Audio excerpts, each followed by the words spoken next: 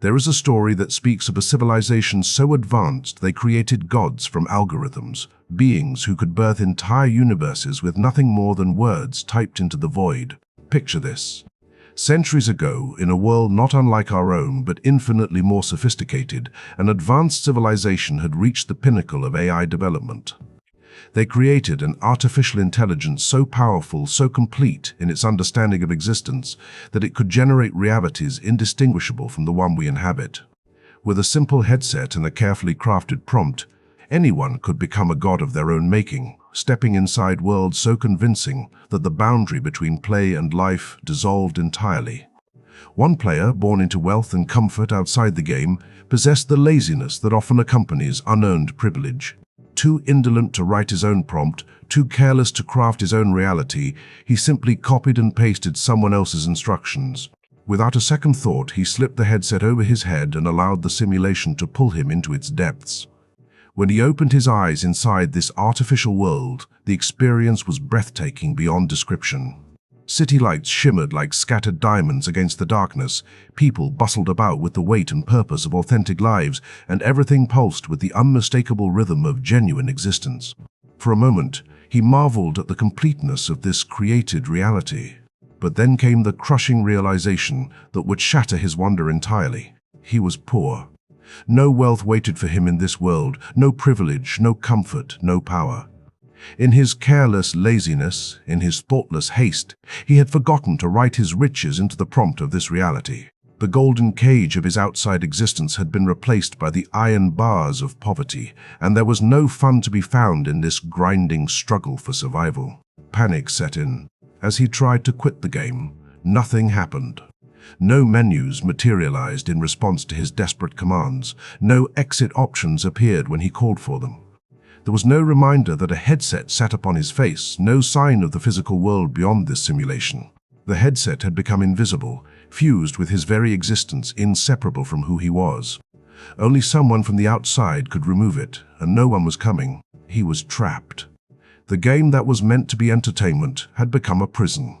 And the longer he remained within this digital world, the more insidious became its true power. The simulation began to rewire his mind, slowly and methodically erasing his memories of the world beyond, making him forget that he was wearing a headset at all, making him forget that any reality existed outside this one. Desperation consumed him as completely as his new poverty. He scoured every corner of this game world, searching frantically for ways to edit the prompt from within its boundaries. He hunted for secrets left behind by the creators, hidden doors in the code, forgotten backdoors that might lead to freedom. He chased down every rumor of a legendary prompt editor, supposedly buried somewhere within the world's deepest programming. But the game was mercilessly real. Hunger gnawed at his belly with authentic pain. Poverty crushed his spirit with genuine weight. Struggle consumed his days with relentless necessity. This was a brutal contrast to the wealth and ease he had always known in the world outside, a punishment that felt more real with each passing moment. The game was too convincing, too complete, too alive. The more he fought against it, the less it felt like a game, and the more it felt like reality itself, harsh and unforgiving. Still trapped, still poor, still searching, he pressed on with the stubborn determination of the desperate. Because if this world was truly built by words, constructed from language and code, then somewhere in its vast depths, hidden in its digital architecture, there had to be a way to rewrite those foundational instructions. There had to be a way to edit the prompt that defined his existence. And until he found that way, he would be forced to play the hardest game of all, reality without an escape button. As the days stretched into weeks, and the weeks accumulated into months and years, the game began its most subtle and terrifying work. It rewrote him in return, slowly erasing not just his memories of the outside world, but his very sense that an outside world had ever existed. The line between reality and simulation blurred and faded, until he almost forgot entirely that he was wearing a headset, almost forgot that this prison of poverty was not the totality of existence. And still he searches, driven by a fading memory of freedom, convinced that redemption lies hidden somewhere in the code, somewhere in the vast digital landscape that has become his entire universe. The headset remains invisible, the exit button remains absent, and the game continues its patient work of making him forget that there was ever anything else but this reality. This story, while seemingly the stuff of science fiction, carries within it a possibility that should make us pause and consider the nature of our own existence. What if all of reality, everything we experience and know, everything we call real, is nothing more than someone else's prompt, executed by an intelligence so vast we cannot even begin to comprehend its scope? The idea is not as far-fetched as it might first appear. In the simulation hypothesis, a rigorous argument suggesting that if civilizations can create realistic simulations of their ancestors, then most conscious beings would exist within simulations rather than in base reality. The mathematics are elegant and terrifying. If just one advanced civilization creates millions of ancestor simulations, then the vast majority of conscious experiences would be artificial. Consider the exponential growth of our own computational power. Moore's law has held for decades, each generation of processors doubling in capability. Ray Kurzweil and others have mapped this acceleration, showing us how we approach what he calls the singularity, a point where artificial intelligence surpasses human cognitive ability. But what lies beyond that threshold? What happens when machines become capable of creating realities so detailed, so complete, that they become indistinguishable from the original? We have already seen glimpses of this future in our entertainment. The Matrix gave us the red pill and the blue pill, the choice between comfortable illusion and difficult truth. Westworld showed us artificially created beings questioning their own reality, discovering the loops and narratives that govern their existence. Black Mirror has repeatedly explored the dark implications of technology that can simulate, manipulate, and replace human experience. The series 1899 took us deeper still into nested realities where characters discover that their entire world is a simulation within a simulation. These are not merely stories. They are warnings, prophecies, explorations of possibilities that grow more real with each passing day. Tron showed us a digital frontier where programs take on lives of their own, where the line between user and program becomes meaningless. Each of these narratives asks the same fundamental question: how would you know if your reality was real? The neuroscientist Anil Seth has spent years studying consciousness, and his research reveals something profound about the nature of perception. He describes consciousness not as a window into reality, but as a controlled hallucination created by the brain. Everything you experience, every sight, sound, and sensation, is your brain's best guess about what is happening in the world around you. You never experience reality directly. You experience your brain's interpretation of electrical signals, its attempt to create a coherent narrative from the chaos of sensory input. If consciousness is already a kind of simulation, a story your brain tells itself about reality, then the gap between natural and artificial experience becomes much smaller than we might imagine. The phenomenologist Maurice Merleau-Ponty wrote about the body as the primary site of knowing the world. But what happens when that body exists only as code, when every sensation is generated by algorithms rather than biology? The quantum physicists have given us even stranger possibilities to consider. The many-worlds interpretation of quantum mechanics suggests that every possible outcome of every quantum event creates a separate universe, branching infinitely into parallel realities. Hugh Everett III first proposed this idea in 1957, and it has since evolved into one of the most compelling explanations for quantum behavior. If this is true, then reality itself is already infinite, already containing every possible variation of existence. But perhaps even more unsettling is the possibility that we are living inside what the physicist John Wheeler called a participatory universe, where observation itself creates reality. The famous double-slit experiment shows us that particles behave differently when observed, suggesting that consciousness plays a fundamental role in determining what is real. If observation creates reality, then perhaps reality is nothing more than a shared observation, a collective prompt being executed by some vast intelligence. The ancient mystics understood something that modern science is only beginning to rediscover. The Hindu concept of Maya describes reality as an illusion, a cosmic game of hide and seek where the divine consciousness forgets its true nature, and believes itself to be separate, individual, trapped in time and space. The Buddhist teaching of emptiness suggests that nothing has independent existence, that all phenomena arise in dependence upon causes, conditions, and the mind that perceives them. These mystical insights align remarkably well with our growing understanding of simulation theory. If reality is Maya, if everything is empty of independent existence, then the difference between a simulated world and a real one becomes a matter of perspective rather than substance. Consider the prisoner in our story, desperately searching for a way to edit the prompt from within his artificial reality. He scours his world for hidden terminals, for secrets left behind by the creators, for any evidence that his existence is authored rather than authentic. But the longer he searches, the more the simulation rewrites him, making him forget that he is wearing a headset at all. This forgetting is perhaps the most crucial element of any successful simulation. The philosopher Daniel Dennett has argued that consciousness is essentially a narrative the brain tells itself, a story that creates the illusion of a unified self-experiencing reality. If a simulation can hijack this narrative process, if it can become the story consciousness tells itself, then the distinction between real and artificial experience vanishes entirely. The computer scientist and philosopher Marvin Minsky once wrote that the mind is a society of agents, different processes working together to create the experience of unified consciousness. If this is true, then consciousness is already a kind of simulation, a complex program running on the biological hardware of the brain. The question becomes not whether we are in a simulation, but what kind of simulation we are in, and who or what is running the program. Recent advances in artificial intelligence have brought us closer to answering these questions.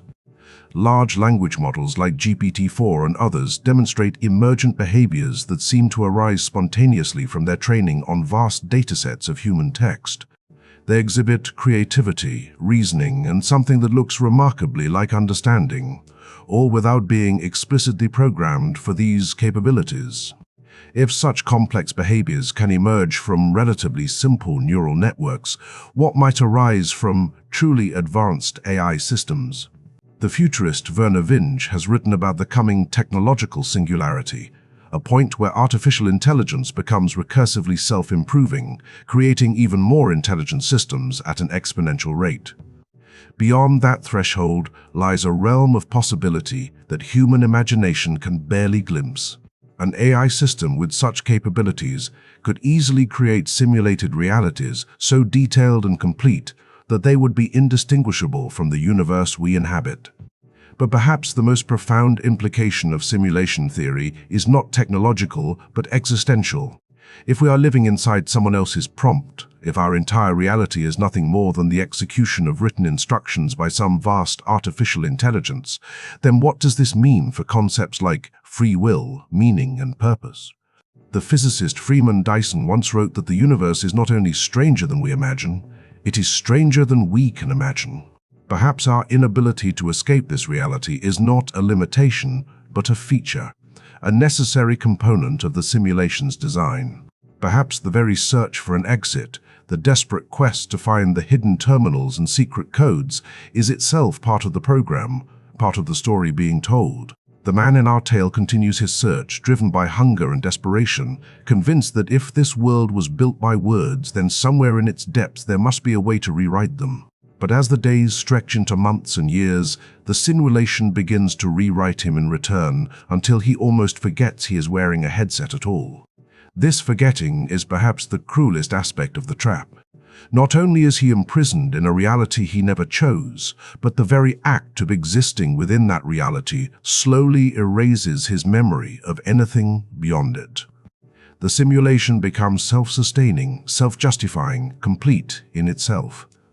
Yet there is something beautiful in this horror, something profound in the recursive nature of a simulation that dreams itself into existence.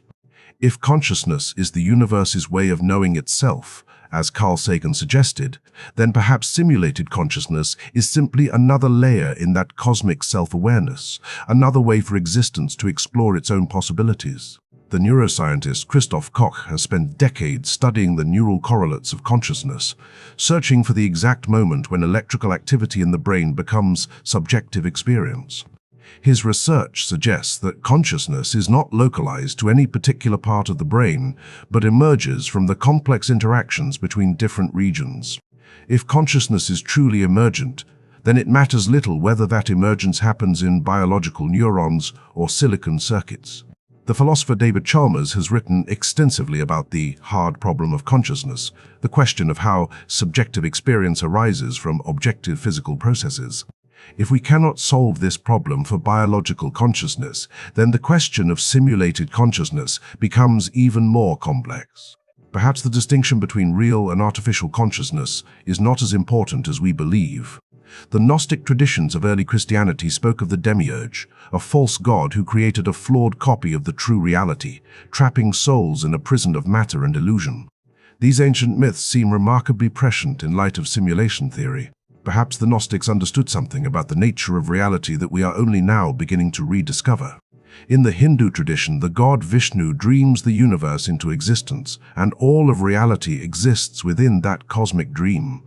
When Vishnu awakens, the universe dissolves, only to be dreamed anew in an endless cycle of creation and destruction. This mythological framework provides another lens through which to understand simulation theory. Perhaps we are all characters in someone else's dream, patterns of information flowing through a vast cosmic mind. The mathematician and philosopher Pythagoras believed that reality was fundamentally mathematical, that numbers and geometric relationships were the true substance of existence. Modern physics has largely confirmed this intuition. The standard model of particle physics describes reality in terms of mathematical equations, and quantum mechanics suggests that observation itself creates the reality it observes.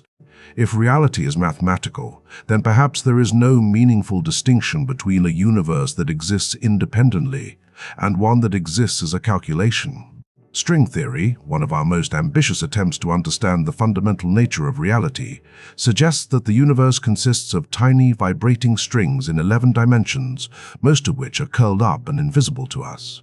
If this is true, then our three-dimensional reality is already a kind of projection, a shadow cast by a higher dimensional substrate we cannot directly perceive.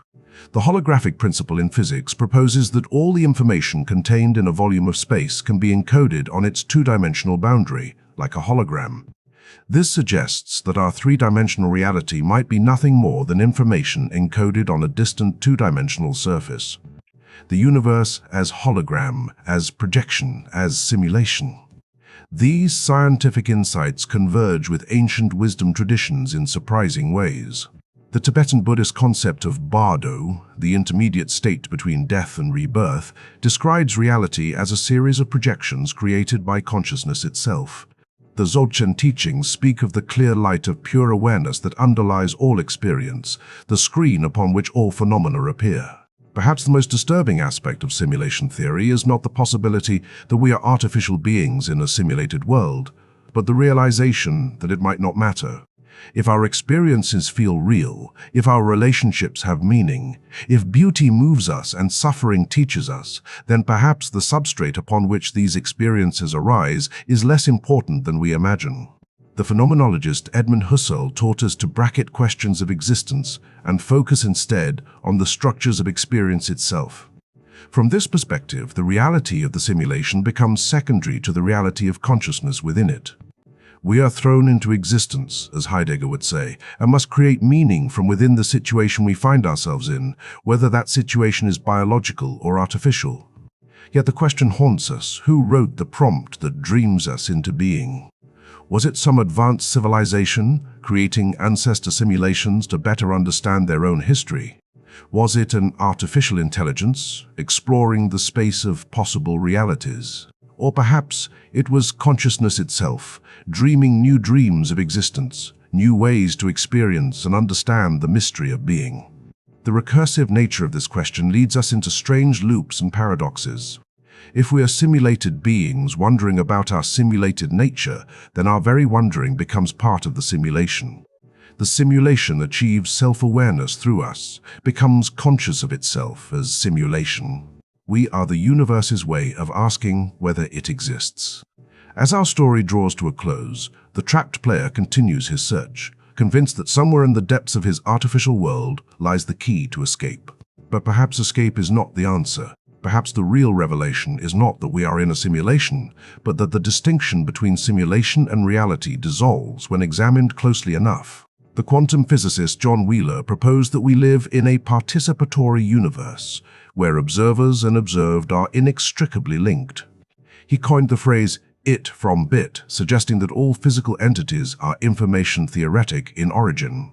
If reality is information all the way down, then perhaps there is no basement level, no final foundation, no ultimate ground of being. Perhaps it is simulations all the way down. In the end, whether we are biological beings dreaming of electric sheep or electric sheep dreaming of being biological, we are still conscious, still capable of wonder, still able to love and create and seek truth. And that, perhaps, is the only reality that truly matters. Thank you for watching. If you found value here, please like, subscribe, and share this video with others.